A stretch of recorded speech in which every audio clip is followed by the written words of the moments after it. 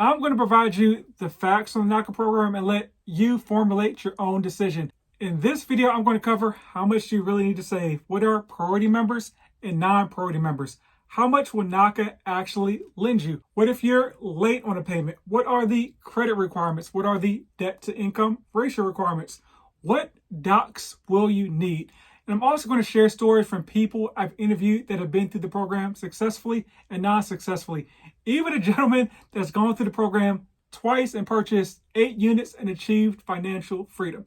So if you're reading between the lines, I've never used the NACA program, but I can actually read, hence the guidelines here, and I've talked to folks that have. So let's get into it. Welcome back to House Rich, the first time homebuyer show where we help millennials figure out how in the world do I buy my first home. Today we're breaking down the NACA program, so let's jump right into it. The 3 biggest questions with NACA are, is it really no down payment? Are there really no credit requirements? And does it take a long time to close? So first and foremost, there are no down payment or credit requirements. You can go right on NACA's website and it'll say, if you can pay your rent, you can pay a mortgage. That's their motto. So no, there are no down payment requirements, and no, they do not evaluate your traditional credit score. Key point there is you need to be able to pay your rent. They're looking at your ability to save money and meet your financial obligations, which we'll dive into a lot more detail in a second. Next, does it take a long time? I don't know, a long time is relative, but the reason a lot of folks get jammed up or thinks it takes forever is because they've not met the basic NACA requirements. So let's first jump into the workbook and dispel some rumors so we can see what the NACA guidelines actually are. Let's talk rent. You need to have 12 straight months of rent payments. If you have 5, you need to wait another 7 months. If you have 11, you need to wait another 1 month. If you have 0, you got to wait 12 months. If you start the program and you have 12 months and you miss a rent payment for some reason, you're back to square one. That's one of the reasons folks say that, hey, NACA takes forever, but they're of course not going to announce to you that I had to start from the beginning because for whatever reason, I missed a rent payment. Here's what NACA has to say about monthly savings. First and foremost, they're going to make you go through a whole budgeting worksheet, which you should be doing anyways to make sure you know where your money's going. The monthly available savings is the amount available after calculating the total net income, less total liabilities, rent, and household expenses. Seems pretty straightforward, but also in addition to that, like what's on the bank statements you present to NACA needs to match what you're saying your budget is. For instance, if you're bringing in $5,000 a month after taxes and you're saying that, hey, I only spend about $2,500 a month after taxes, your bank account should be reflecting a $2,500 or more increase every single month. They're going to be looking at the last 12 months of statements. If you're saying that, hey, I save $2,500 a month after expenses, but your bank account is just staying flat, like where is the money going, right? And also that additional savings can be used to help with payment shock, which is a monthly mortgage payment that is above your current rent. As of right now, your debt to income ratio can only be 33% with the NACA program, with an exception. An exception is using that surplus savings and compared to rent to help toward what they call is that payment shock. Also, before we go any further, I want to point out one thing. NACA is not just for poor people, air quotes. There's actually no income limit when it comes to the NACA program, and I'll dive into that a little bit more later in the episode. Let's dive into payment shock a little bit more, which is when you want your mortgage payment to be above your current rent.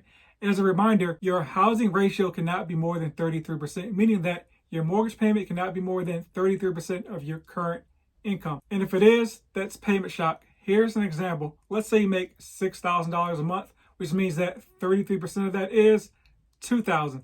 However, you want to have a mortgage that is $2,500. Payment shock, right? Well, you need to be able to show NACA via those bank statements that you can save at least $500. Let's say over the last 6 months, you've been able to show NACA you can save $500. Well, you're going to need to have to wait another 6 months to show them that you can meet that 12-month requirement of $500 in additional savings, or go down to the 33% threshold where your max mortgage payment is $2,000. This is one of the reasons that folks will say NACA takes a long time. It's not NACA taking a long time. It's you taking a long time to meet their requirements. Now, let's talk exceptions to that 33% household income ratio. Your maximum housing ratio may be 35% of your gross income if you have a history of paying rent on time, the rent already exceeds the 35% of your gross income, and you have not increased your liabilities or depleted your savings. You can go up to 35%. But don't forget your total debt to income ratio. That's all your debts plus the housing ratio cannot exceed 40%. If you're above that 40%, your actual max housing ratio can be below that 33%. There are scenarios where your debt to income ratio can go up to 43%. Feel free to pause the video and read those requirements. If you're listening on the podcast, it's on page 27 of the workbook. You may have heard about priority and non-priority members. The priority members are the members that actually get access to the interest rate that is lower than the market rate. To be a priority member, your combined household income must be less than 100% of the area median income for that metropolitan statistical area.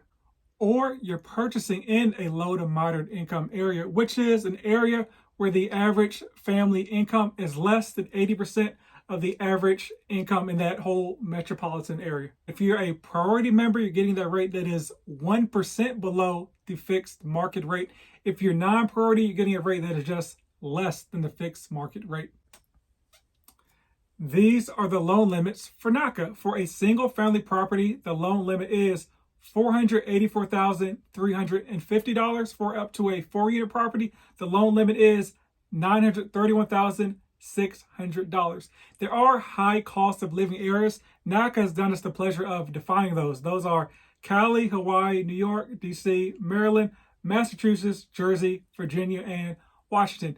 There, for a single family property, your max loan limit is $726,525 up to a fourplex, which is $1,397,400. As you may or may not realize, these loan limits are a lot closer, but still barely above the FHA loan limits, but well under the conventional loan limits.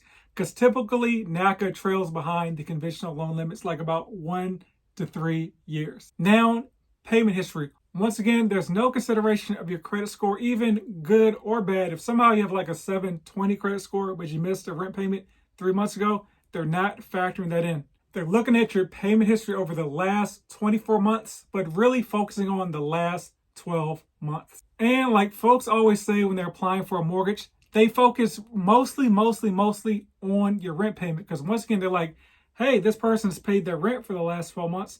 They should be able to pay the exact same mortgage payment the last 12 months. That just makes sense, right? Another reading straight from the handbook. NACA's basic principle for NACA qualifications is that you demonstrate a minimum of 12 months of on-time payments for all obligations that require payments that are reasonably within your control. Now, if you miss something in the last 12 months, honestly, you probably will have to start over, but you can provide a letter of explanation saying if there were some extenuating circumstances that caused that. Similar to pretty much any other loan, they want a 24-month of history of stable income. Because obviously, if you're not making any money, you can't make your mortgage payment.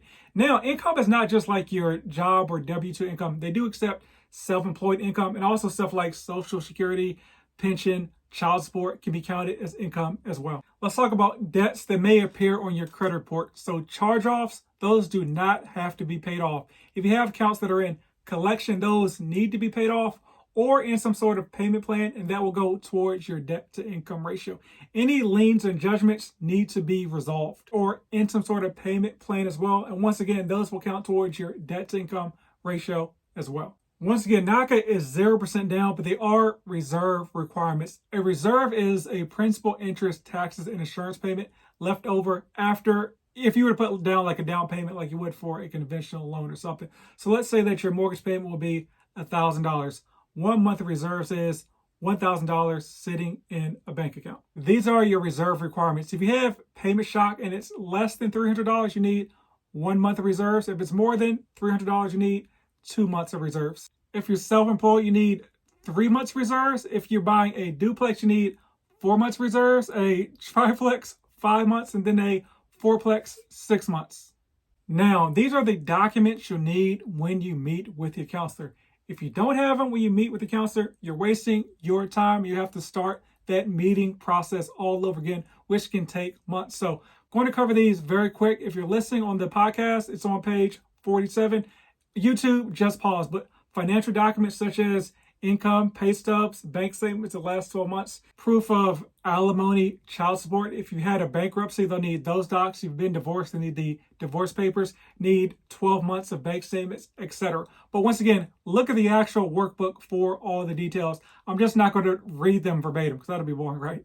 Another requirement is you cannot own any properties at the time of purchase, whether you purchased it 5 years ago or 1 year ago. You cannot own any properties. However, after you close on the NACA loan, you can buy like a vacation home or a rental property through another lender. Just not NACA, that's only primary residence. Here's a quick story before we get into the 10 steps of the NACA program. The NACA loan is for a primary residence only. They actually put a $25,000 lien on your property, which you have to pay, or they can foreclose on you if you don't use it as your primary residence. As I mentioned at the beginning, I interviewed somebody, Andre Haynes, who's used the NACA program twice to buy 8 units and achieve financial freedom. That is episode 5 of this show, so check that out. Don't be afraid to take the limits to their limit, because the limits are the limits for a reason. Make sure you know all the guidelines so you can use them to your advantage. In his scenario, he bought 4 units himself, and since he was not married, someone else bought 4 units, which is how he got 8 units. Divide and conquer. One thing I think folks don't realize about NACA is they're actually not a lender. They're a counseling agency. They get you prepared to send you to an actual lender. Look at them as like a headhunter. They're finding good candidates that fit the guidelines for the program. Then they send them off to the actual lender, which typically will be Bank of America. Step 1 is to actually go to a NACA workshop. It is an 8-hour workshop, which you find out the ins and outs of the NACA program.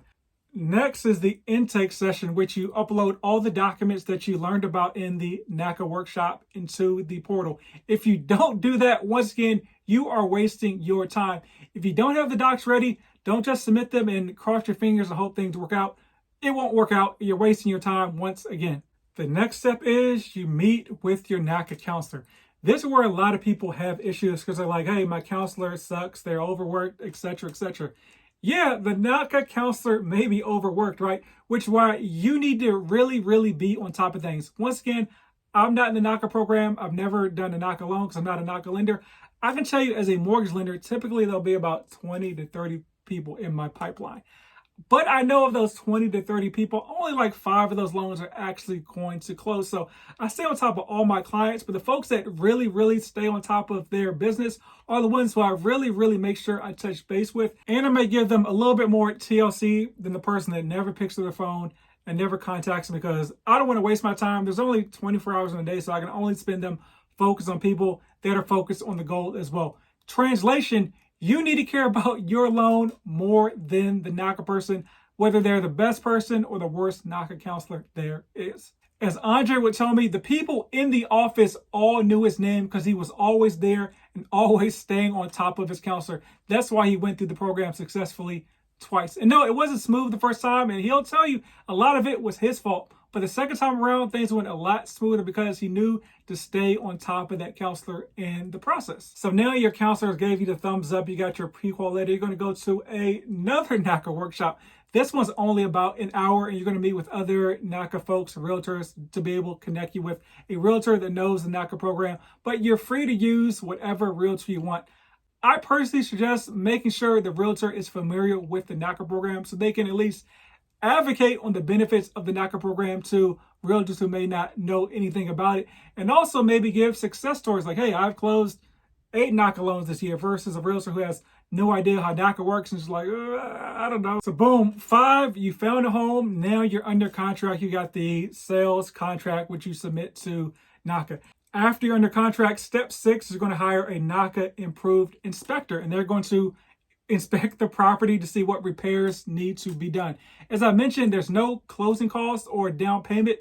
So if repairs need to be done and the seller won't pay for them, you can actually roll those repair costs into the NACA loan. And now that we figured that out, you're going to need to provide updated documents to NACA again, because you provided documents maybe 4 or 5 months ago. Now you need all new bank statements, income statements, etc. And you need to still meet the same requirements that you were qualified on.